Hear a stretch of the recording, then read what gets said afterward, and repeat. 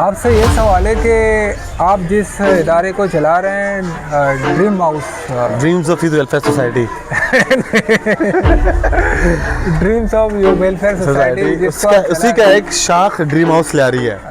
कौन बेहतरीन किरदार, यहाँ हर वो शख्स जो आता है वो बेहतरीन किरदार अदा करता है। उन्होंने अपने ऑपरेशन स्टार्ट नहीं किया इन स्कूलों में। क्यों नहीं किया? ये अल्लाह वालम, मुझे नहीं पता कि आप किस काम को देखना चाह रहे हैं। उनकी परवरिश करना जी नहीं, बच्चों की नहीं, बहुत तो स्कूल लिया गया है ना। हाँ, तो स्कूल में बच्चे होते हैं ना सही सही। तो वो स्कूल को तो ही पढ़ाएंगे और बच्चों को पढ़ाएंगे। मतलब आपका एग्जैक्टली। लिखने वालों ने बहुत सी किताबें लिखी हैं, बोलने वालों ने बहुत कुछ बोला है, करने वालों ने बहुत कुछ किया हो चुके हैं। ठीक है, एक तो वली मोहम्मद हाजी याकूब, दूसरा आपका जामा मोहम्मदी, तीसरा जीनू भाई जी अल्लाना, चौथा MM सादिक स्कूल।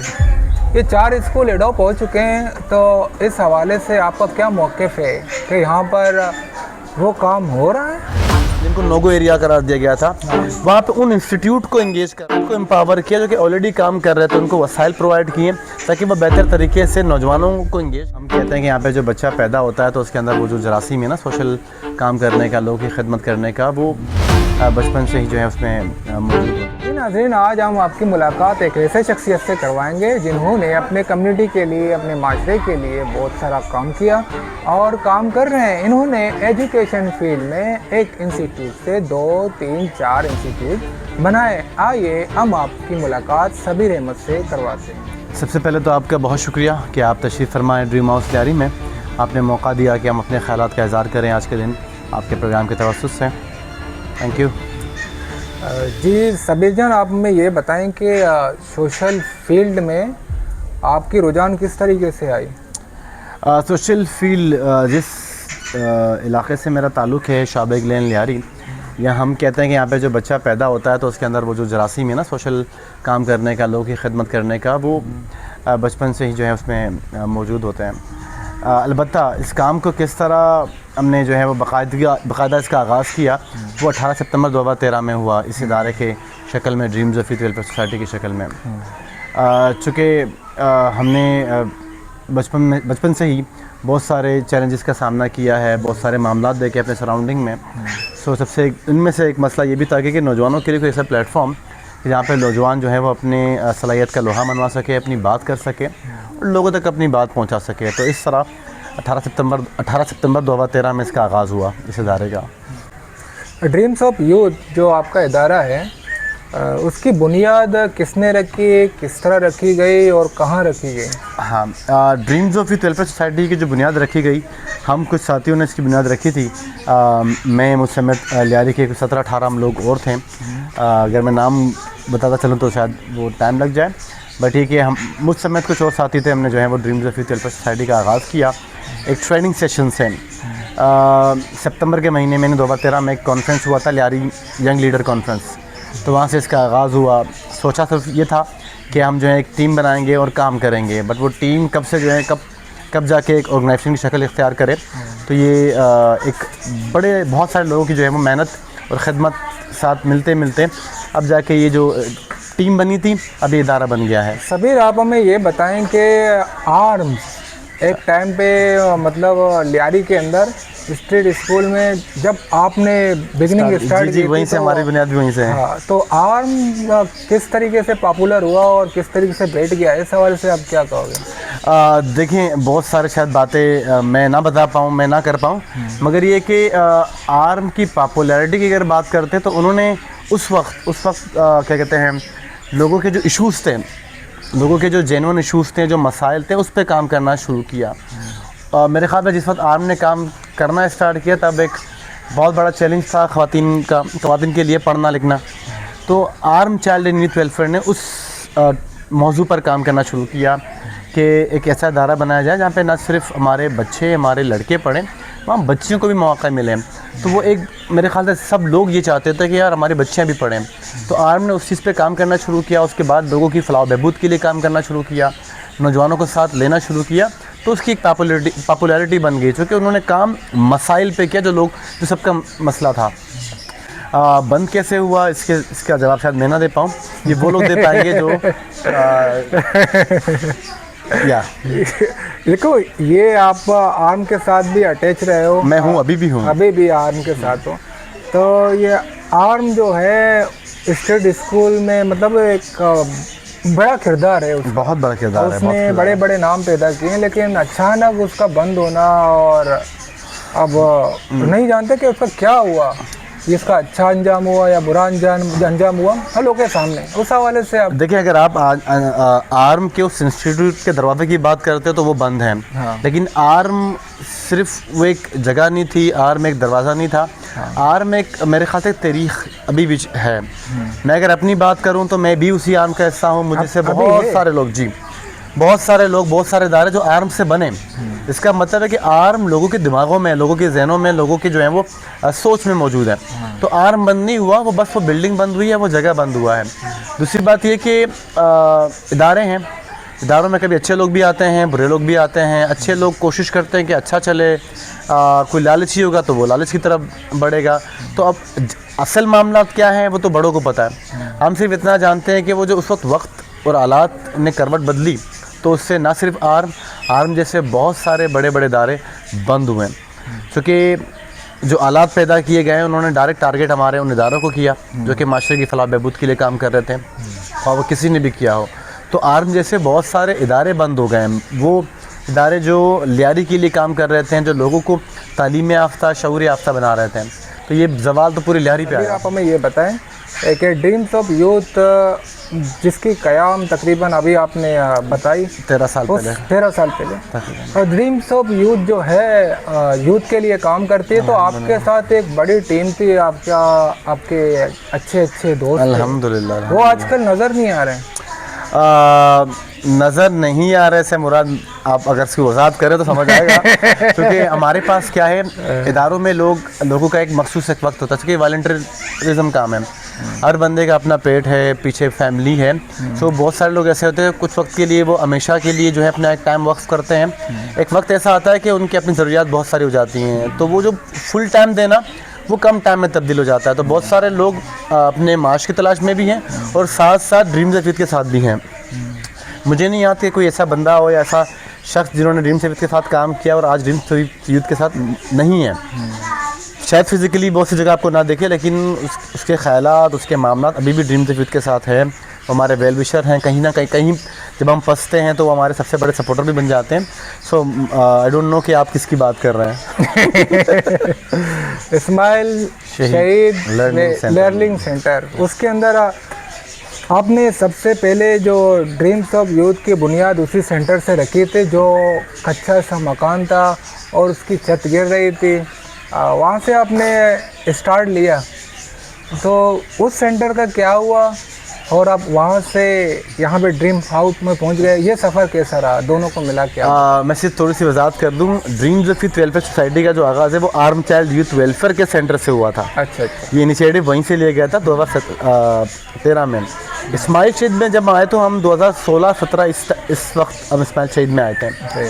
तो वहाँ वो एक बेहतरीन हमारे लिए अपॉर्चुनिटी थी कि हम अपने काम को मज़ीद कम्युनिटी के साथ डायरेक्टली करें।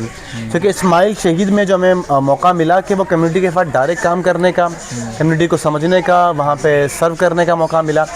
इस्माइल शहीद को मैं समझता हूँ कि वो एक ड्रीम्स ऑफ यूथ की लाइक वहाँ में काम करने का सही मायने पता चला कि हमें ड्रीम्स ऑफ यूथ को किस तरफ लेके चलना है। फिर वहाँ से ड्रीम हाउस आना, चूँकि हमारा एक ख्वाब भी था कोई ऐसा सेंटर हो, ऐसी जगह हमारे पास हो कि जहाँ पे हम सुबह से लेकर रात तक मुख्तलिफ़ एक्टिविटीज़ में अपने बच्चों को, अपने नौजवान को और अपने कम्युनिटी के बाकी लोगों को इंगेज करें। जहाँ वो स्किल सीखे, जहाँ वो लिटरेसी के मामलात में इंगेज हों, जहाँ पे वो कंप्यूटर, इंग्लिश लैंग्वेज, सिलाई, मेहंदी, ये तमाम चीज़ें करें। उसके अलावा ये सेंटर सिर्फ पढ़ने पढ़ाने तक महदूद नहीं है। यहाँ पे एग्जीबिशंस भी होते हैं, यहाँ पे वर्कशॉप्स भी होते हैं, यहाँ पे ट्रेनिंग भी हो रही होती है, यहाँ पे हम मुख्तलिफ टूर्नामेंट्स करवा रहे होते हैं इंडोर एक्टिविटीज़ के। तो ये टोटली कम्युनिटी स्पेस बन गया अल्हम्दुलिल्लाह। ड्रीम्स हाउस के अंदर तो यहाँ पे कितने कोर्सेज चल रहे हैं सुबह से रात तक, जो आप ये सेंटर मतलब इंस्टीट्यूट खोला हुआ है एकेडमी की सूरत में? तो सुबह क्या होती है प्रोग्राम आपके पास, दोपहर को, उसके बाद इवनिंग में, उसके बाद नाइट में, कैसे किस किस तरीके से प्रोग्राम होते हैं उसका वजाहत करें। जी हमारे पास मंडे टू फ्राइडे यानी इन 5 दिनों में सुबह स्कूलिंग सिस्टम है 9 से 12, उसके बाद 2 से लेकर 4 बजे तक ये ख़वातीन सेंटर जिसमें सिलाई, मेहंदी, ब्यूटिशन ये काम हो रहा होता है। फिर उसके बाद 3:30 से लेकर 6:30 बजे तक ट्यूशन कोचिंग क्लासेस हो रही होती हैं। उसी दौरान में 4 से 6 बजे तक ख़वातीन के लिए कंप्यूटर क्लास है और 4 से 7 बजे तक ख़वातीन के लिए जो है वो इंग्लिश लैंग्वेज क्लास है। इसकी फ़ौरन बाद जो है ये क्या कहते हैं लड़कों की टाइमिंग हो जाती है कि लड़कों के लिए कंप्यूटर और आपके लैंग्वेज क्लासेस स्टार्ट हो जाती हैं यानी 8 बजे तक 9 बजे तक। फिर इसी के साथ साथ हमारे पास कोचिंग क्लासेस भी हैं जो कि 9 मैट्रिक फर्स्ट या सेकेंडरी के बच्चों के लिए थ्रू आउट यानी सुबह 8:30 से लेकर रात के कोई 10 बजे तक तमाम एक्टिविटीज़ हमारे पास चल रही होती है मंडे टू फ्राइडे। फिर हफ्ता एतवार यूजुअली हमारे पास जो है वो ट्रेनिंग वर्कशॉप्स या कम्युनिटी के हवाले से मुख्तलिफ एक्टिविटीज़ होती हैं। सबीर अहमद, आपको पता है कि लियारी के हालात बहुत ख़राब थे, वायलेंस था, तो यहाँ पे बहुत सारे NGOs ने काम किया था। सबसे पहला जो NGOs था यहाँ पे जो काम कर रहा था आर्म के साथ, कराची यूथ इनिशिएट। बिल्कुल ऐसे ही है। तो कराची यूथ इनिशिएट ने लियारी में क्या चेंजेस आई? देखें हर इदारा काम करता है, उसके अपने मकासद होते हैं, वो एक मखसूस वक्त के लिए काम करके चला जाना है उनको, क्योंकि वो एक डोनर एजेंसीज़ हैं, ठीक है, उनका मखसूस एक टाइम फ्रेम होता है, उस टाइम के अंदर मखसूस गोल अचीव करके उनको जाना होता है। कराची यूथ इनिशिएटिव के जिस वक्त कराची यूथ इनिशिएटिव काम कर रही थी उस वक्त मल्टीपल ट्रेनिंग सेशंस हो रहे थे स्कूलों के साथ, आपके इदारों के साथ, डिफरेंट कम्युनिटीज़ के अंदर। उनका मेन गोल था कि जो कि कराची के अंदर मुख्तलिफ एरियाज़ जिनको नोगो एरिया करार दिया गया था, वहाँ पे उन इंस्टीट्यूट को इंगेज करना कि जो ऑलरेडी अपने मोहल्ले में काम कर रहे हैं, तो एक इदारे का दूसरे मोहल्ले के इदारे के साथ एक कनेक्शन बिल्ड करना, एक ब्रिज बनना कि लोग एक दूसरे के यहाँ आना जाना करें, एक दूसरे की बात सुने, जो कि मिथ बनाई हुई है ना कि यहाँ के लोग ऐसे होंगे, वहाँ के लोग ऐसे होंगे, यहाँ फलाने कौम के लोग हैं, वहाँ पे फलाने रंग के लोग हैं, तो उस गैप को मतलब उनके दरमियान एक ब्रिज बनना ताकि ये मसले हल हो सकें। दूसरा कि उन्होंने कम्युनिटी के अंदर क्या कहते हैं वो उन इंस्टीट्यूट को एम्पावर किया जो कि ऑलरेडी काम कर रहे थे, उनको वसाइल प्रोवाइड किए ताकि वह बेहतर तरीके से नौजवानों को इंगेज करें, उनके साथ काम करें। तो इसी तरीके से बाकी भी इदारे जो काम कर रहे थे, जो कर रहे हैं, उनका भी एक मखसूस टाइम फ्रेम होता है, मखसूस ऑब्जेक्टिव हासिल करके वो चले जाना है उनको। बट ये कि मैं अगर कहूँ कि कराची यूथ इनिशिएटिव ने क्या किया, तो 2013 से लेकर 2016 तक लियारी के अंदर बहुत फ़ाल सरगर्मियाँ हो रही थी। ट्रेनिंग सेशंस की बात हो या कम्युनिटी के अंदर छोटे छोटे इनिशिएटिव, सोशल एक्शन प्रोजेक्ट्स की बात हो, तो वो उन्हीं ट्रेनिंग के बाद हुई है। उसके अलावा अगर वो इदारे बंद भी हुए तो वो नौजवान आज भी हैं जो सवालात करते हैं उन लोगों से, उन इदारों से जिनका काम माशरे की बेहतरी के लिए। तो ये उनके काम थे जिनसे मैं वाकिफ़ हूँ। अच्छा, इतना साल का जो गंद है, मतलब जो गैंगवारों के दौर में था या कुछ भी कहें, किसी भी दौर में था, वायलेंस के दौर में था, तो वो क्या 3 महीनों के अंदर जो बाहर के डोनर्स हैं वो साफ कर सकते हैं? मुमकिन ही नहीं है। देखें, होता क्या है कि आप एक जगह बीज लगाते हैं, अगर उसका ख्याल रखते हो तो वो दरख्त बनता है, फिर आपको फल देता है। ठीक है, ये सिंपल सा एक फार्मूला है। ये कोई भी करे, चाहे कोई भी करे, 3 महीने, 3 दिन, 3 साल ये काफ़ी नहीं होता किसी माशरे को तब्दील करने के लिए। अलबत्ता आप किसी इंसान का जहन तब्दील कर सकते हैं। जिस इदारों की बात आप कर रहे हैं उन्होंने कमो बेश मेरे ख्याल से 5-6 साल तक काम किया शहर के अंदर, लियारी के अंदर। मैं बात करूं 2012-13 से 2017-18 तक की, ये वही इदारे थे जिन्होंने मुसलसल काम किया, इदारे फॉर्म किए आपके यहाँ पे। अच्छा, मैं अगर ये भी कहूँ कि आपके सिंध के अंदर बहुत सारे कवानीन में जो तरामीम की गई है उन्हीं के ट्रेनिंग याफ्ता बंदों की वजह से ही की गई। अच्छा, आप हुकूक की बात करें, चाहे आप बेसिक राइट्स की बात करें, मैं आप अगर आज बोल पाते हैं, मैं और आप अगर आज कुछ अपने नुमाइंदों से सवाल कर पाते हैं तो उन्हीं ट्रेनिंग के बदौलत, उन्हीं लोगों के बदौलत मैं कहूँ कि जो लोगों ने ये ज़िम्मा उठाया, ये बेड़ा उठाया कि हमने अपने नौजवानों को बचाना है नेगेटिव एक्टिविटीज़ से, हमें बचाना है उन तमाम बुरे हालात और वाक़यात से। अगरचे वो ना होते हैं, शायद मुझ जैसे लोग आज भी उन्हीं बेरारवी का शिकार होते हैं जो कि बाकी लोग थे। मेरे नौजवान का आप हिस्सा रहे हो, तो वहाँ पे आपने देखा हो कि गलियों के अंदर, रोडों के अंदर नौजवानों के बदन पे एक शर्ट हुआ करता था नज़्म नौजवान का। ये क्या भला था? इसके बाद माशरे के अंदर कुछ चेंजिंग आई या फिर अभी तक माशरा वही का गटर है, पता नहीं क्या है, सीवरेज का निज़ाम वही का वही चल रहा है। नौजवान आगे बढ़ रहे हैं, नहीं बढ़ रहे हैं। लिखने वालों ने बहुत सी किताबें लिखी हैं, हाँ। बोलने वालों ने बहुत कुछ बोला है, करने वालों ने बहुत कुछ किया है, लेकिन आज भी माशरे के अंदर नेगेटिविटी भी है, चैलेंजेस भी हैं, मसाइल भी हैं। मैं सिर्फ ये कहना चाह रहा हूँ कि हर बंदा आता है, हर इदारा आता है, अपना एक मखसूस काम करके वो चला जाता है। इसके अंदर आप सब चीज़ें चेंज नहीं कर पाते, अलबत्ता मखसूस लोगों को, मखसूस नज़रियात को, मखसूस प्लेसेस को। सो आज मैं नौजवान हो, इससे पहले वाले मामला हो या जो इदारे बनते हैं, उनके मखसूस गोल होते हैं कि हमने ये काम करना है। अगर मुझे तालीम पे काम करना है तो मैं सारी ज़िंदगी काम नहीं कर पाऊँगा, मैं एक सर्टन टाइम के लिए काम कर पाऊँगा। जितने लोगों मैं फैसिलिटेट कर पाता हूँ मैं कर पाऊँगा, उसके बाद लाजिम कुछ और लोग आएंगे, वो अपने मकासद पे काम करेंगे, वो अपनी चीज़ों पे काम करेंगे। अज़्म नौजवान भी आया था, उनका जो काम था कि नौजवानों के अंदर लीडरशिप स्किल्स को इन्हेंस करना। क्योंकि लियारी वो ख़ित्ता है, यहाँ पे अल्हम्दुलिल्लाह लोग पॉलिटिकली अवेयर हैं, समाजी मामलात में लोगों की अपनी क्या कहते हैं मामलात ऑलरेडी हैं।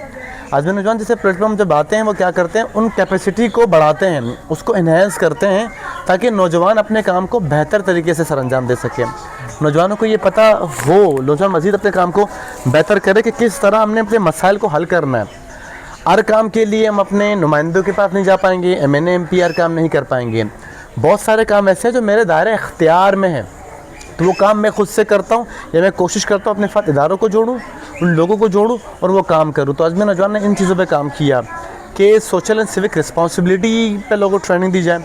अज़्म नौजवान ने बहुत सारे सॉफ्ट स्किल्स ट्रेनिंग्स करवाएं, उसके साथ साथ वो बेसिक जो मालूमात हैं कि हम कैसे अपने पॉलिटिकल चीज़ों को बेहतर कर सकते हैं, सामाजिक स्ट्रक्चर को बेहतर कर सकते हैं, उस पर काम करना था। और सोशल एक्शन प्रोजेक्ट जो कि मैंने खुद बनाने हैं, खुद सीखना है, अपने कम्युनिटी के मसाइल मैंने जानने हैं, मैंने उसको नोट डाउन करना है, उस पर मैंने काम करना है। तो ये अज़्म नौजवान का छोटा सा एक मकसद जो मुझे मेरे नज़दीक है। अब जिससे पूछेंगे मुख्तलिफ लोगों की मुख्तलिफ बातें होंगी, मेरे नज़दीक तो ये था। अभी रहमत, आप शाबिक लेन के रहायशी, आपके यूसी के अंदर तकरीबन 4 स्कूल एडॉप्ट हो चुके हैं, ठीक है। एक तो वली मोहम्मद हाजी याकूब, दूसरा आपका जामा मोहम्मदी, तीसरा जिनू भाई जी अल्लाना, चौथा MM सादिक स्कूल। ये 4 स्कूल एडॉप्ट हो चुके हैं, तो इस हवाले से आपका क्या मौक़िफ़ है कि यहाँ पर वो काम हो रहा है? देखिए, अभी कुछ भी कहना कबल इस वक्त है मेरे नज़दीक, क्योंकि स्कूल एडॉप्ट हुए हैं मगर अभी तक जिन्होंने एडॉप्ट किए उन्होंने अपने ऑपरेशन स्टार्ट नहीं किया इन स्कूलों में। क्यों नहीं किया? ये अल्लाह वालम।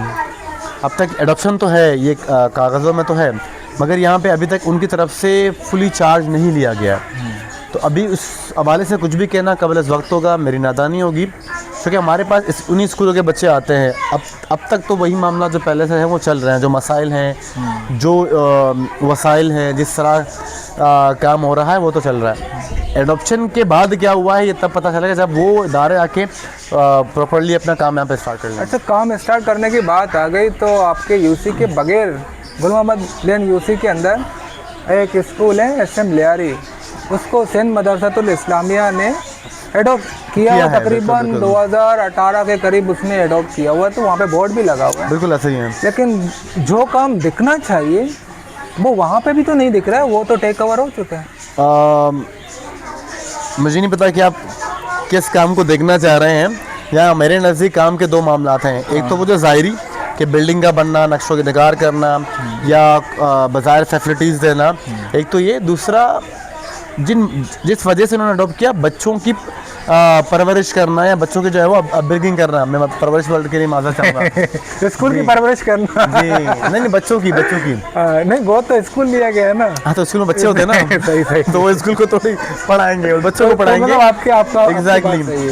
तो उनका वो जो काम कर रहे हैं वो बेसिक जो जिनको हम कहते हैं किंडरगार्टन या प्राइमरी सेक्शन के बच्चों के ऊपर काम कर रहे हैं। तो वो बच्चे जब बाकी स्कूलों में जाते हैं तो मेरे ख्याल से ये सवाल उन प्रिंसिपल से बनता है कि जिनके पास वो बच्चे जा रहे हैं, उनसे पूछा जाए कि जो बच्चे SM लियारी से आते हैं उनकी क्या मेंटेलिटी है, वो किस तरह उनकी अपब्रिंगिंग हो रही है, तो वो बेहतर बता सकते हैं। मेरे पास चूँकि अपना भी किंडरगार्टन स्कूलिंग सिस्टम है, मेरे बच्चे जहाँ जाते हैं, चूँकि मैं तो अपने बच्चों के हवाले से अच्छा कहूँगा कि बच्चे ये सीख रहे हैं, बच्चे वो कर रहे हैं, बच्चों की ये क्या कहते हैं चीज़ें अपडेट हुई हैं, बट बेहतर आंसर वो दे सकते हैं जिसके पास बच्चे जा रहे हैं। तो ये सवाल अगर उनसे पूछा जाए मेरे ख्याल से वो बेहतरीन आंसर इसका दे सकते हैं।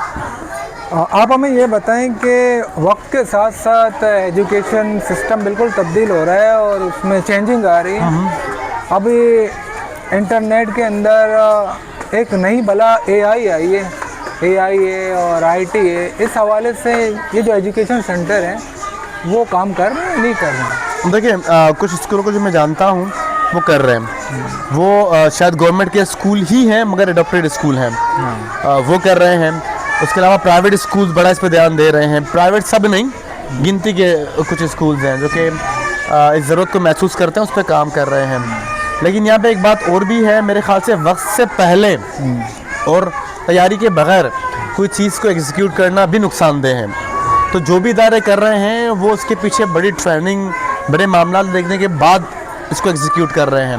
हमारे यहाँ पे क्या होता है कि किसी चीज़ की लहर दौड़ पड़ती है कि लोग एआई का दौर है, इसका दौर है, तो सब लोग एक रेस में दौड़ते हैं। तो रेस में दौड़ने से बेहतर है कि हम थोड़ी देर के लिए सोचें, चीज़ों को देखें कि आया जिसके लिए मैं करना चाह रहा हूँ, जिस बच्चे के लिए, जिस टीचर के लिए, आया वो उसके लिए कारआमद है कि नहीं। अगर है भी तो किस तरीके से होगा। सारे फार्मूले सब लोगों के लिए कारआमद नहीं होते हैं। हर चीज़ के लिए मुख्तलिफ फार्मूला आपको इस्तेमाल करना पड़ता है। सो मेरे नज़दीक जो लोग कर रहे हैं अच्छा कर रहे हैं। अगर बेहतर प्लानिंग के साथ और अपनी शॉर्ट एनालिसिस के साथ करें, वो मसला आइडेंटिफाई करने के बाद काम करेंगे, वो तरीक़ेकार पे काम करेंगे, तो चीज़ें मज़ीद बेहतर हो सकती हैं। बाकी हाँ, दौर आईटी का है, एआई का है, आगे चल के इसी पे काम होना है, तो किसी ना किसी तरीके से इस पे काम करना ज़रूरी भी है, मगर तैयारी के साथ।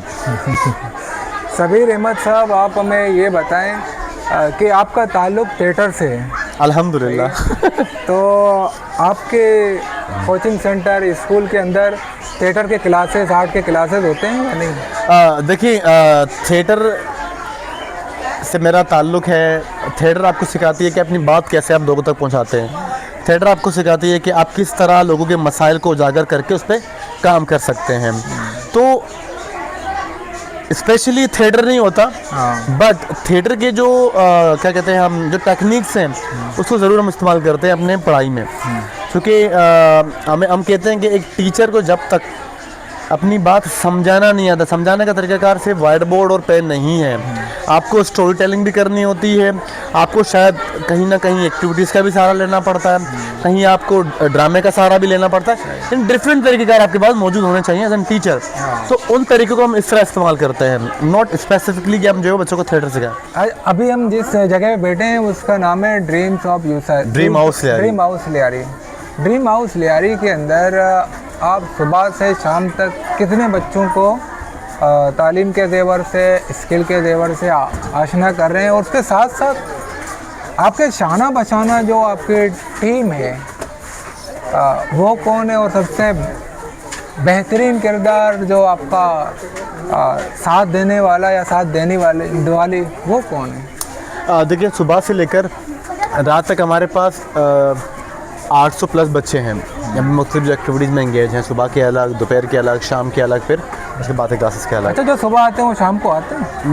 वो ट्यूशन पढ़ने आते हैं। क्योंकि यहाँ पे ये कि बच्चे रिपीट हो जाते हैं मुख्तलिफ क्लासेस रूम के अंदर। कोई ट्यूशन पढ़ रहा है तो वो कंप्यूटर क्लास भी पढ़ रहा है, लैंग्वेज भी पढ़ रहा है, तो यहाँ पे ओपन है उनके लिए। तो हर क्लास के लिए मुख्तलिफ बच्चे भी हैं और वो बच्चे सुबह वाले भी आ जाते हैं। आपने कहा कौन बेहतरीन किरदार, यहाँ हर वो शख्स जो आता है वो बेहतरीन किरदार अदा करता है, क्योंकि यहाँ पे सारा काम वॉलंटरीली बेस्ड है।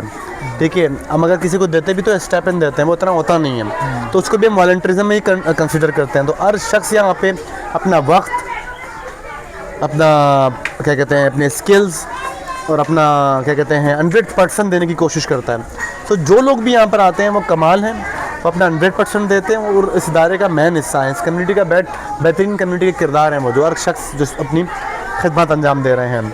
रही बात कुछ ख़ास लोगों की अगर आप पूछ रहे हैं तो मेरी मिसेस जो कि हर वक्त मेरे शाना बशाना है, मेरे सर ज़ुबैर हैं, सनी भाई हैं, मैं और बहुत सारे लोग हैं, मैं नाम काउंट नहीं कर पा रहा हूँ माज़रत, बट मेरे जितने भी टीम मेंबर हैं, चाहे वो मेरे बोर्ड मेंबर्स हो, हमारे जनरल बॉडी मेंबरान हो, चाहे हमारे वॉलंटियर्स हो, हमारे टीचर हो, हमारे जनरल स्टाफ हो, सब लोग यहाँ पे अल्हम्दुलिल्लाह सुम्मा अल्हम्दुलिल्लाह वो अपना 100% देते हैं। अपने काम से हटकर भी इदारे को बहुत टाइम, अपना बहुत एनर्जी देते हैं। हाँ, अच्छा सबीर जान ये कह रहे हैं कि हमारे पास तकरीबन बहुत सारे लोग हैं वो कम्युनिटी बेस्ड वॉलेंटियर का, तो मसला ये है कि जिन जिन के नाम के ज़ुबान पे आई है वो की परसेंट है, बाकी लोग भी इसके साथ हम बहुत सारे लोग सारे नाम है, जुड़े हुए हैं, काम कर रहे हैं। और आप हमें ये बताएं कि आपके जो सेंटर में चार्जेस या फीस वगैरह है भी या नहीं है? बिल्कुल है। हमने अभी कोई 2 से 3 साल हो गए, हमारी जितनी भी एक्टिविटीज़ होती है उसकी हमने चार्जेस रखी हुई हैं। चार्जेस मिनिमम है, यानी हमने 100 रुपये से स्टार्ट करके वही 500 रुपये के दरमियान, डिपेंड्स ऑन क्लासेस और क्या कोर्सेज वो कर रहे हैं, कौन है। अब होता ये है कि हमारे पास आप हमेशा लोगों से मांग नहीं सकते हैं, क्योंकि हमारा कोई ये जो जितने भी हमारे एक्टिविटीज चल रहे हैं ये डोनर फंडेड नहीं है, ये सेल्फ फंडेड है। हमारे जो बोर्ड मेंबरान हैं वो मंथली 300 रुपये पे करते हैं अपने मेंबरशिप के, वो इस इदारे में लगता है। हमारे जितने भी वॉलंटियर्स हैं वो भी कुछ ना कुछ पे कर रहे होते हैं, वो इस इदारे में लगता है। जो बच्चों से हम चार्ज कर रहे होते हैं वो सारा टीचर्स के स्टाइपेंड में, जो लोग यहाँ पे सफाई सुथराई का काम करते हैं या जितना भी मेंटेनेंस का काम है उसमें लगता है। जो बच जाता है फिर उसके लिए हम क्या करते हैं, आपके पास आते हैं, भाई के पास जाते हैं, बाकी लोगों के पास जाके कलेक्ट करते हैं। इससे हुआ ये है कि हमने इस इदारे को 13 साल हो गए। इन 13 साल में जो पिछला 9 साल हमारा गुजरा वो बहुत ही लाइक हर महीने हम लोगों के पास जाना पड़ता था, कभी लोगों की बातें सुने, वो चीज़ें सस्टेन नहीं रहती थी। जब से हमने ये चार्जेस वाला फैक्टर रखा है, चाहे कुछ भी चार्ज कर रहे हैं, उससे हुआ ये कि चीज़ें सस्टेन हो रही हैं। और दूसरा ये कि आप किसी को 1 रुपया भी देते हैं ना, आप पूछ सकते हैं कि आप कब आ रहे हैं, कब जा रहे हैं, क्या पढ़ा रहे हैं, क्यों पढ़ा रहे हैं। से आएंगे भाई मैम कुछ ना कुछ एग्जैक्ट अकाउंटेबिलिटी रहती है चीज़ों में, ऑल्दो आप तो ज़्यादा नहीं पे कर रहे हैं।